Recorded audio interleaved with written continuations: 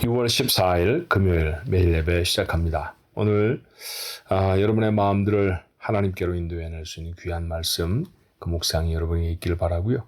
찬송하며 기도할 때 여러분의 찬송, 여러분의 기도가 하나님 앞에 닿기를 바랍니다. 함께 기도할까요? 은혜가 많으신 하나님 아버지, 오늘도 이 귀한 예배에 마음을 열게 하여 주시고 어떤 시간에라도 어떤 장소에서라도 하나님 이 예배에 참여하여서 하루 예배함으로 시작하거나 예배함으로 매듭질 수 있도록 인도하여 주신 아버지 감사합니다. 예배하는 자의 삶은 다르지 않겠습니까? 주님 옳습니다. 그런 다른 삶이 우리에게 있게 하옵소서. 경건하고 거룩하고 하나님 보시기에 합당한 삶이 되어지도록 오늘도 우리 가족들을 붙들어 주옵시고, 하나님은 복 주시기를 좋아하시는 하나님이신 줄로 믿습니다. 그렇게 경건하게 사는 사람들에게 하나님은 복을 채워주실 것입니다. 그래야 복이 의미가 있지 않겠습니까? 우리가 여전히 범죄한 자리에 있다고 하면 우리에게 주시는 물질이, 우리의 생명의 건강함이 하나님 아버지 무슨 유익이 있겠습니까? 하지만 우리가 하나님이 원하시는 모습으로 살아간다고 하면 우리에게 채우시는 모든 것들로 하나님의 영광을 나타낼 수 있을 줄로 믿사오니, 그런 하나님의 사람들 모두가 되어지도록 축복하여 주옵소서. 예수님의 이름으로 간절히 기도하옵나이다. 아멘. 오늘 함께 부를 찬송은요, 새 찬송가 521장입니다. 구원으로 인도하는 이라고 하는 찬송이에요. 우리 함께 하나님 앞에 경건하게 찬송합니다. 521장 구원으로 인도하는 찬송합니다.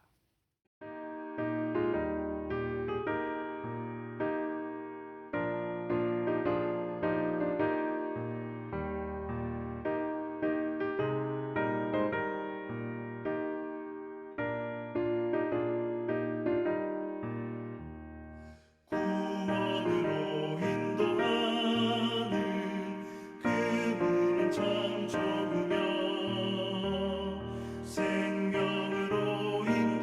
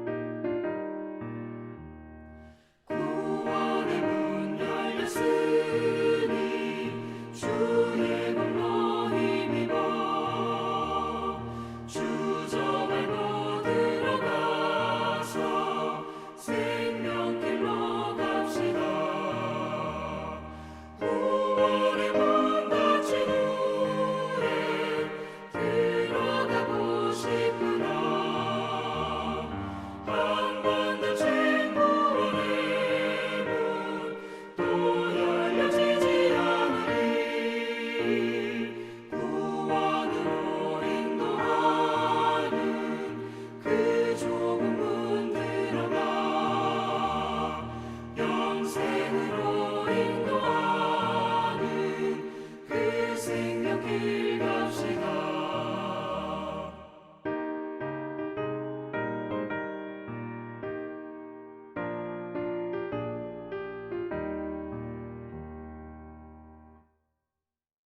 주시는 하나님의 말씀 베드로후서 2장 12절로 22절의 말씀이에요. 베드로후서 2장 12절로 22절 말씀. 화면에도 성경 구절이 다 뜨죠. 그렇지만 여러분 성경 한번 열어보시겠어요? 지금 뭐 당장 어디서 성경을 찾기가 어려우신 분 아니라고 하면 곁에 성경이 있다고 하면 성경을 한번 열어보세요. 요새는 교회에서도 편의를 위해서 늘 화면에 성경 구절을 올리니까 성경을 가지고 다니지 않으시는 분들도 참 많은데, 가지고 다닌다 아닌다 뭐 그게 특별히 중요해서는 아닙니다만 성경을 좀 가까이 하지 않게 되는 것은 아닌가 하는 높아심을 목사로는 떨쳐버릴 수가 없어요. 그래서 아침 예배 또 매일 예배만이라도 여러분 성경을 한번 열어서 읽어보시든지, 아니면 여러분이 가지고 계신 이 묵상집이라도 꼭 열어서 그곳에 기록된 하나님의 말씀 눈으로 따라가며 또 소리로 함께 읽게 됐으면 좋겠습니다. 베드로후서 2장 12절로 22절이에요. 그러나 이 사람들은 본래 잡혀 죽기 위하여 난 이성 없는 짐승 같아서 그 알지 못하는 것을 비방하고 그들의 멸망 가운데서 멸망을 당하며 불의의 값으로 불의를 당하며 낮에 즐기고 노는 것을 기쁘게 여기는 자들이니 점과 흠이라.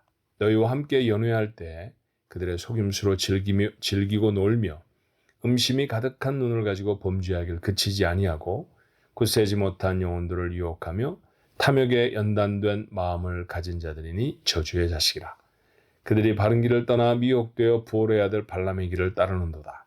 그는 불의의 삭슬을 사랑하다가 자기의 불법으로 말미암아 책망을 받되 말하지 못하는 나귀가 사람의 소리로 말하여 이 선지자의 미친 행동을 저지하였느니라. 이 사람들은 물 없는 샘이요 광풍에 밀려가는 안개니 그들을 위하여 캄캄한 어두움이 예비되어 있나니 그들이 허탄한 자랑의 말을 토하며 그릇되게 해가는 사람에게서 겨우 피한 자들을 음란으로서 육체의 정욕 중에 유혹하는도다. 그들에게 자유를 준다 하여도 자신들은 멸망의 종들이니 누구든지 진자는 이긴 자의 종이 됨이라.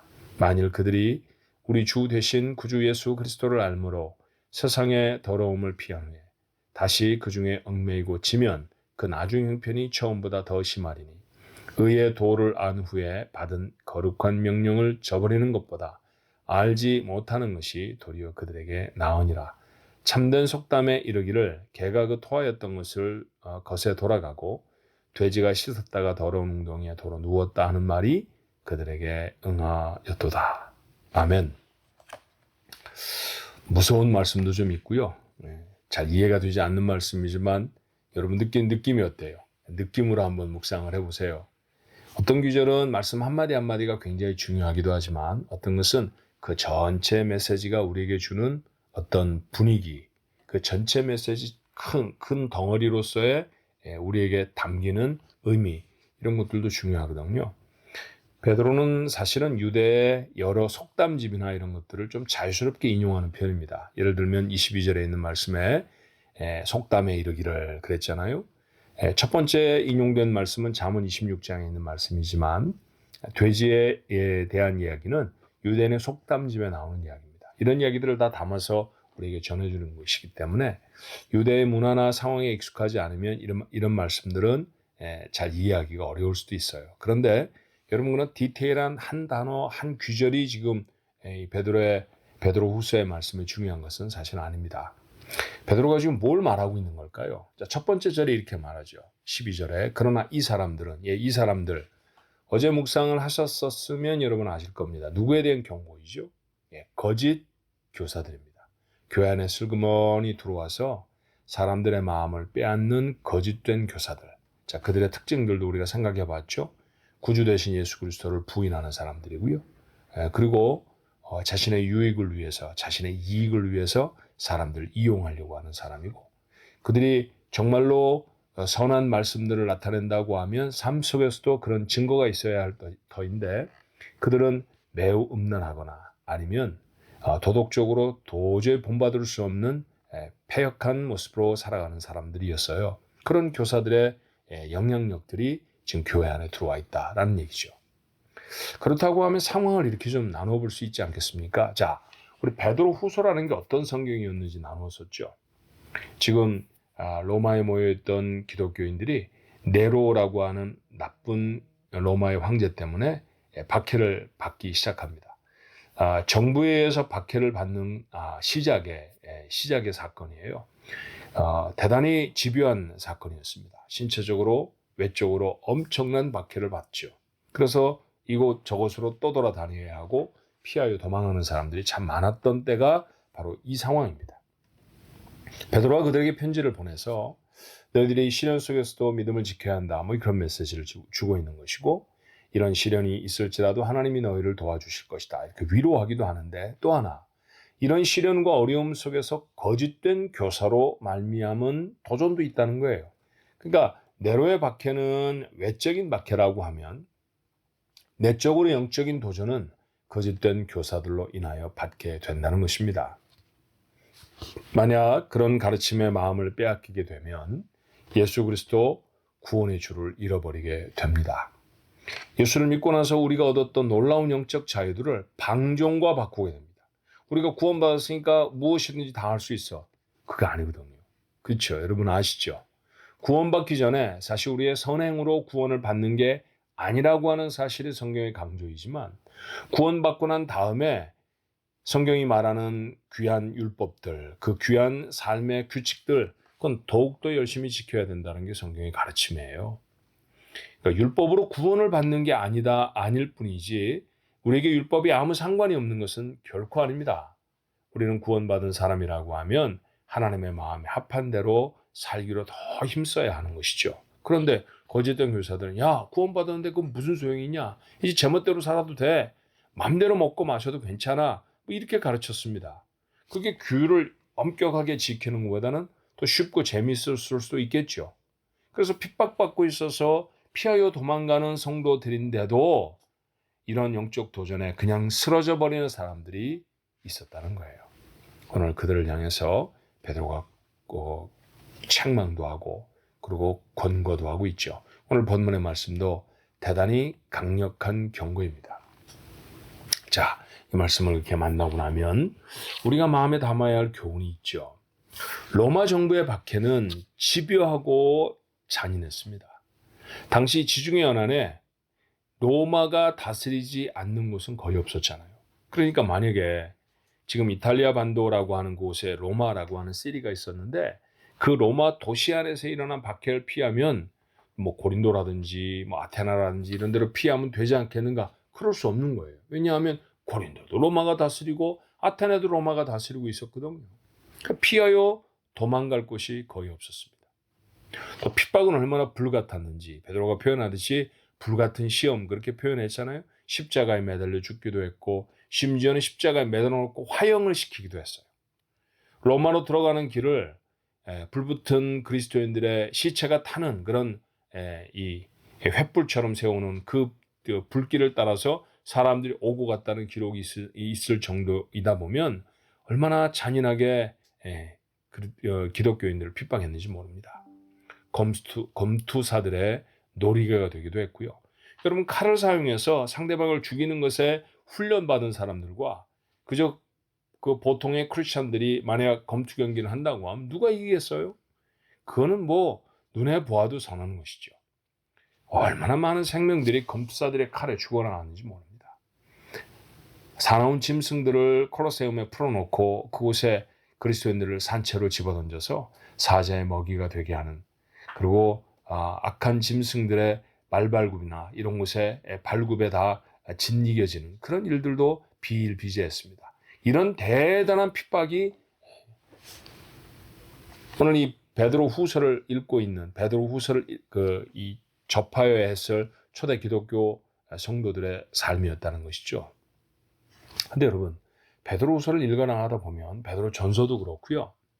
이런 불같은 핍박에 대해서는 사실은 구체적으로 제가 지금 표현하는 것처럼 그렇게 말하고 있지 않아요. 그리고 그 내용들도 사실 적습니다. 베드로가 더 힘줘서 말하는 것, 더 강조하고 더 간절히 말하는 게 뭐냐 하면, 이런 신체적인 상황의 어려움들에 대한 것이 아니라 도리어 영적 도전에 대한 이야기들 아닙니까? 분량에 있어서 훨씬 많죠. 왜 베드로는 이렇게 말하고 있는 걸까요? 핍박을 받으면 육체가 죽을 수도 있습니다. 그러면 그 육체에 담겨져 있던 영혼을 하나님이 받으시죠. 그러나 만약 거짓 교사들에게 영혼을 빼앗겨 버리면 그 영혼은 영원히 지옥에 떨어지고 맙니다. 어떤 것의 가치를 결정하는 여러 가지 요소가 있어요. 그런데 이거 정말 좋은 거야, 정말 비싼 거야 라고 말할 때 그 가치를 결정하는 것 중에 라이프타임이 있잖아요. 생명력이라는 게 있잖아요. 하루 쓰고 버리는 것을 우리는 뭐라고 말합니까? 일회용, 그렇게 말합니다. 일회용 컵을 소중하게 생각하는 사람 많지 않습니다. 그러나 그보다 훨씬 더 많은 돈을 주고 산 머그컵 같은 건 한 번 먹고 버리는 경우가 없잖아요. 왜 그럴까요? 머그컵은 씻어서 놓아놨다가 다시 사용하고 또 다시 사용합니다. 깨어지기까지는 계속 쓸 수 있죠. 한 번 쓰고 버리는 종이컵보다는 생명력이 훨씬 깁니다. 생명이 훨씬 긴 것이 훨씬 더 가치가 있어요. 한 서너 번 정도 쓰고 나면 고장나는 기계는 별로 비싸지 않습니다. 그러나 대를 물려서 쓸 수 있는 기계라고 하면 그것은 값어치가 대단한 것이죠. 그렇죠. 여러분, 우리가 담고 있는, 우리가 살아가는 생명이 유한하지만 그 세월이 우리가 긴 세월이라고 생각할 가능성이 높습니다. 왜냐하면 한 80년, 90년, 요새는 생명의 수완이 넘어서 더 길어져서 100세도, 150세도, 105살, 110살 이렇게도 살아내지 않아요?